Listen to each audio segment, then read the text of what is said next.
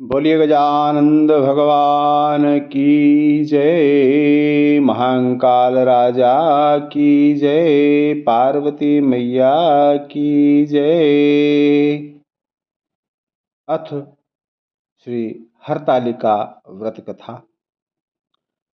सूत जी बोले कि जिन पार्वती जी के घुंघराले केश कल्प के वृक्षों से ढके हुए और सुंदर एवं नए वस्त्रों को धारण करने वाली है तथा कपालों की माला से जिनका मस्तक शोभायमान है और दिगंबर रूपधारी भगवान शंकर है, उनको मेरा नमस्कार है।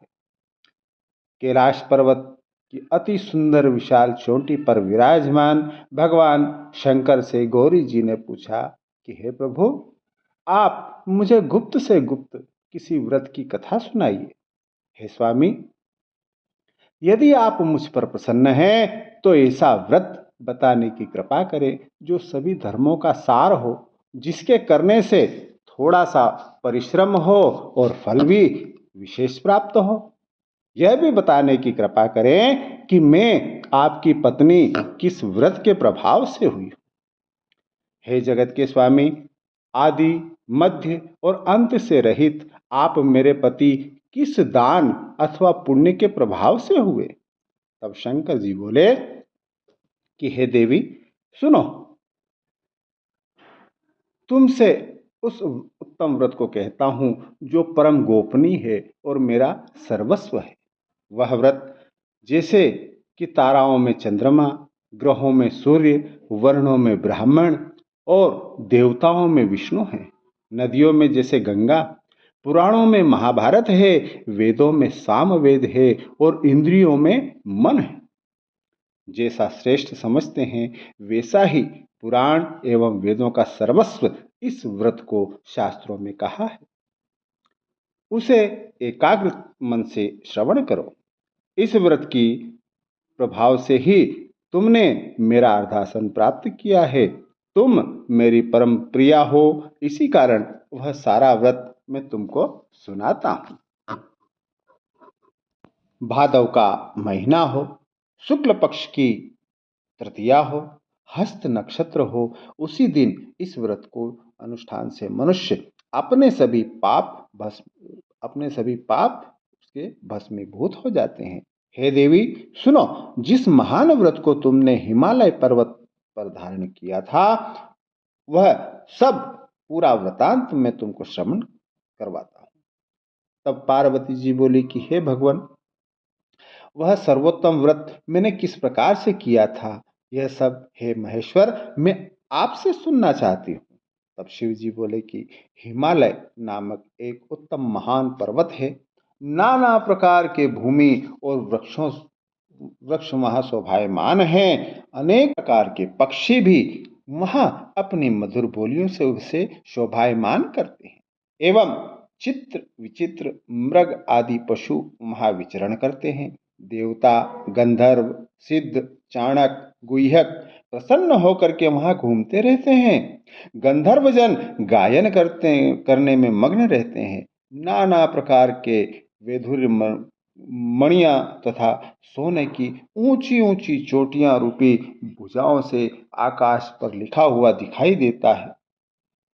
उस आकाश से स्पर्श इस प्रकार से है जैसे कोई अपने मित्र के मंदिर को छू रहा हो। वह बर्फ से ढका रहता है।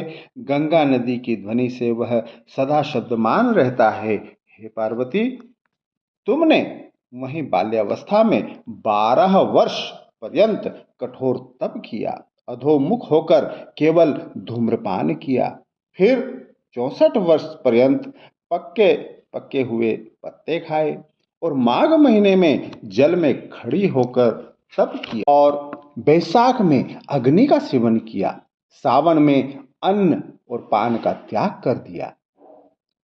एकदम बाहर मैदान में जाकर के तप किया। तुम्हारे पिताजी ने तुम्हें इस प्रकार के कष्टों से देखकर घोर चिंता से व्याकुल हो गए। उन्होंने विचार किया कि यह कन्या किसको दी जाए। उस समय ब्रह्मा जी के पुत्र परम धर्मात्मा श्रेष्ठ मुनि श्री नारद जी तुम्हें देखने के लिए वहां आ गए। उन्हें अर्घ्य आसन आदि देकर के हिमाचल ने उनसे कहा कि हे श्रेष्ठ मुनि, आपका आना शुभ है। बड़े भाग्य से ही आप जैसे ऋषियों का आगमन होता है। कहिए, आपका शुभागमन किस कारण से हुआ? तब श्री नारद जी बोले कि हे पर्वतराज, सुनिए, मुझे स्वयं भगवान विष्णु ने आपके पास भेजा है। आपकी यह कन्या रत्न किसी योग्य व्यक्ति को समर्पण करना ही उत्तम है।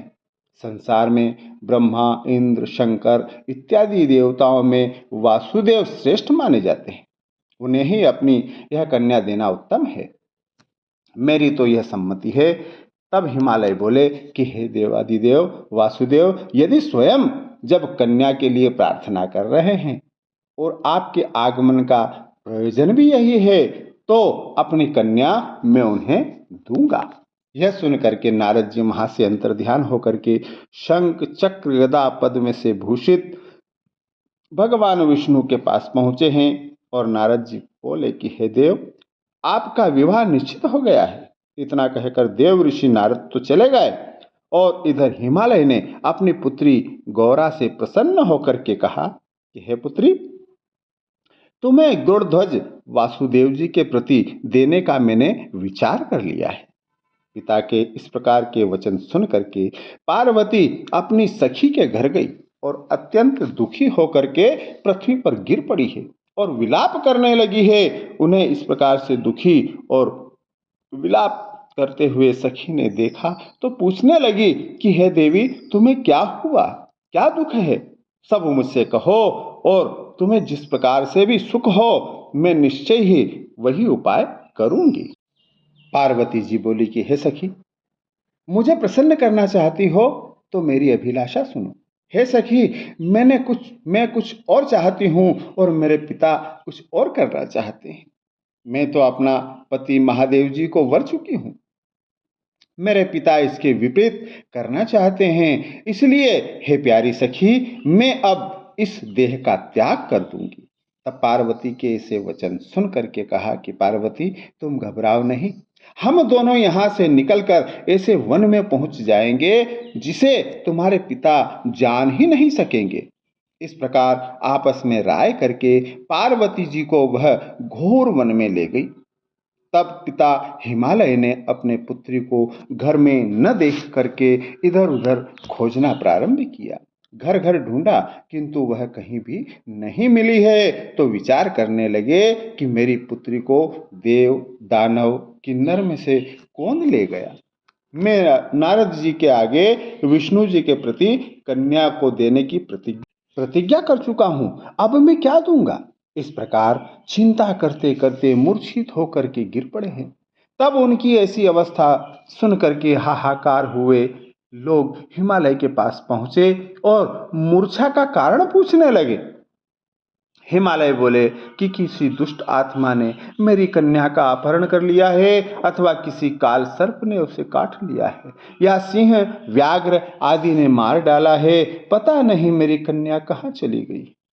इस ने उसे हर लिया है, किस दुष्ट ने उसे हर लिया है। ऐसा कहते कहते शोक से संतप्त होकर के हिमालय राज वायु से कंपायमान महावृक्ष के समान कांपने लगे। तुम्हारे पिता ने सिंह, व्याघ्र, भल्लुक आदि हिंसक पशुओं से भरे हुए एक वन से दूसरे वन में जा जाकर तुम्हें ढूंढने का बड़ा प्रयत्न किया। इधर अपनी सखी के साथ तुम एक घोर वन में तुम भी जा पहुंची। वहां एक सुंदर नदी बह रही थी और उसके तट पर बड़ी गुफा थी जिसे तुमने देखा। तब अपनी सखी के साथ तुमने उस गुफा में प्रवेश किया। खाना पीना त्याग करके वहां तुमने मेरा पार्वती युक्त बालू का लिंग स्थापित किया। उस दिन भादो मास की तृतीया थी। साथ में हस्त नक्षत्र था। मेरी अर्चना तुमने बड़े प्रेम से प्रारंभ की और बाजों गीतों के साथ में रात में जागरण भी किया। इस प्रकार तुम्हारा परम श्रेष्ठ व्रत हुआ और उसी व्रत के प्रभाव से मेरा आसन हिल गया। तब तत्काल ही मैं वहां प्रकट हो गया जहां तुम सखी के साथ में थी। मैंने दर्शन दे करके कहा कि हे वरानने, वर मांगो। तब तुम बोली कि हे महेश्वर, हे देव, यदि आप प्रसन्न हो तो आप ही मेरे स्वामी बनिए। तब मैंने तथास्तु कहा और फिर वहां से अंतर्ध्यान होकर कैलाश पर्वत पर पहुंच गया। इधर जब प्रातः काल हुआ तब तुमने मेरी लिंग मूर्ति नदी में विसर्जन किया और अपनी सखी के साथ में वन में प्राप्त कंद मूल फल आदि से तुमने व्रत का पारण किया और उसी स्थान पर तुम सखी के साथ में सो गई। हिमालय राज तुम्हारे पिता भी उस घोर वन में आ पहुंचे। अपना खाना पीना त्याग कर वन में चारों ओर तुम्हें ढूंढने लगे। नदी के किनारे दो कन्याओं को सोता हुआ उन्होंने देख लिया और पहचान लिया। फिर तो तुम्हें उठाकर गोदी में लेकर के तुमसे कहने लगे कि हे पुत्री, सिंह व्याघ्र आदि पशुओं से पूर्ण इस घोर वन में तुम क्यों आई हो? तब पार्वती बोली कि पिताजी सुनिए, आप मुझे भगवान विष्णु को देना चाहते थे, यह बात मुझे अच्छी नहीं लगी और मैं इस वन में चली आई। यदि आप मेरा विवाह शंकर से करें तो मैं घर चलूंगी, अन्यथा यहीं रहने का मैंने निश्चय किया है। तब तुम्हारे पिता ने कहा कि एवमस्तु, मैं शंकर के साथ में ही तुम्हारा विवाह करूंगा। उनका ऐसा कहने पर ही तुम अपने घर आई हो। तुम्हारे पिता ने तब भगवान शंकर का से विधि विधान से तुम्हें मुझे समर्पित कर दिया। हे पार्वती, उसी व्रत का प्रभाव है जिससे तुम्हारे सौभाग्य में वृद्धि हुई है। अभी तक किसी के सम्मुख मैंने इस व्रत राज का वर्णन नहीं किया है। हे देवी, इस व्रत का नाम भी अब श्रवण करो, क्योंकि तुम अपनी सखी के साथ में इस व्रत के प्रभाव से हरी गई। इस कारण से इस व्रत का नाम हरितालिका पड़ा। पार्वती जी बोली कि हे प्रभु, आपने इसका नाम तो बताया, पर कृपा करके इसकी विधि भी कहिए। इसके करने से कौन सा फल प्राप्त होता है और कौन सा पुण्य लाभ होता है, किस प्रकार से और कौन इस व्रत को करे? ईश्वर बोले कि हे देवी सुनो, यह व्रत सौभाग्य वर्धक है। जिसको सौभाग्य की इच्छा हो वह बलपूर्वक इस व्रत को करे।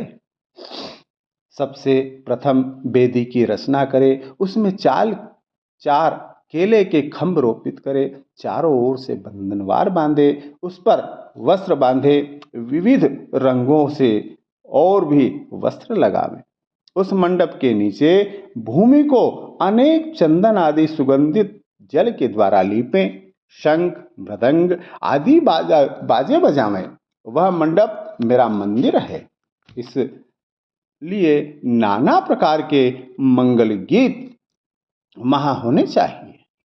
शुद्ध रेती का मेरा लिंग वहां श्री पार्वती जी के साथ में स्थापित करे। बहुत पुष्पों के द्वारा गंध धूप आदि से मेरा पूजन करे।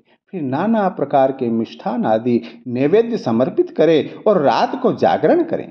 नारियल, सुपारी, मौसम्बी, नींबू, बकुल, बीजपूर, नारंगी एवं और भी जो ऋतुफल के अनुसार समय हैं वह बहुत से फल तथा उस ऋतु में होने वाले नाना प्रकार के कंद मूल, सुगंधित धूप दीप आदि लेकर के इन मंत्रों से मेरा पूजन करें।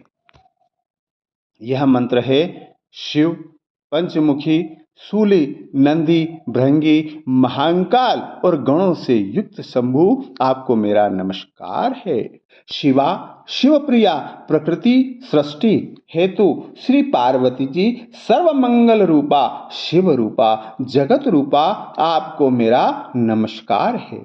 हे शिवे, नित्य कल्याणकारिणी जगदम्बे शिव रूपे, आपको मेरा बारंबार नमस्कार। आप ब्रह्मचारिणी हो, जगत की धात्री हो, सिंह वाहिनी हो, आपको मेरा नमस्कार है। संसार के भय संताप से मेरी रक्षा कीजिए। हे महेश्वरी पार्वती जी, जिस कामना के लिए आपकी पूजा की है हमारी वह कामना पूर्ण कीजिए। राज्य, सौभाग्य एवं संपत्ति प्रदान कीजिए। शंकर जी बोले कि हे देवी, इन मंत्रों तथा प्रार्थनाओं के द्वारा मेरे साथ तुम्हारी पूजा करें और विधि पूर्वक कथा को श्रवण करें। फिर बहुत सा अन्नदान, यथाशक्ति वस्त्र, स्वर्ण, गाय ब्राह्मण को दान दे एवं अन्य ब्राह्मणों को भी भूयसी दक्षिणा दे। स्त्रियों को भूषण आदि प्रदान करें। हे देवी, जो स्त्री अपने पति के साथ में भक्ति युक्त चित्त से सर्वश्रेष्ठ व्रत को सुनती है, करती है, उसके सभी पाप नष्ट हो जाते हैं। 7 जन्मों तक उसे राज्य की प्राप्ति होती है, सौभाग्य की वृद्धि होती है। सभी स्त्रियों को प्रयत्न पूर्वक सदा इस व्रत को करते रहना चाहिए। सोने, तांबे एवं बांस से बने एवं मिट्टी के पात्र में अन्न रखें, फिर फल, वस्त्र, दक्षिणा आदि यह सब श्रद्धा पूर्वक विद्वान एवं श्रेष्ठ ब्राह्मण को दान करें। उनके अनंतर पारण अर्थात भोजन करें। हे देवी, जो स्त्री इस प्रकार सदा व्रत किया करती है, वह तुम्हारे समान अपने पति के साथ इस पृथ्वी पर अनेक भोगों को प्राप्त करके सा आनंद विहार करती है और अंत में शिव जी के सानिध्य को प्राप्त करती है। इस कथा के श्रवण करने से 1000 अश्वमेघ एवं 100 वाजपेय यज्ञ का फल प्राप्त होता है।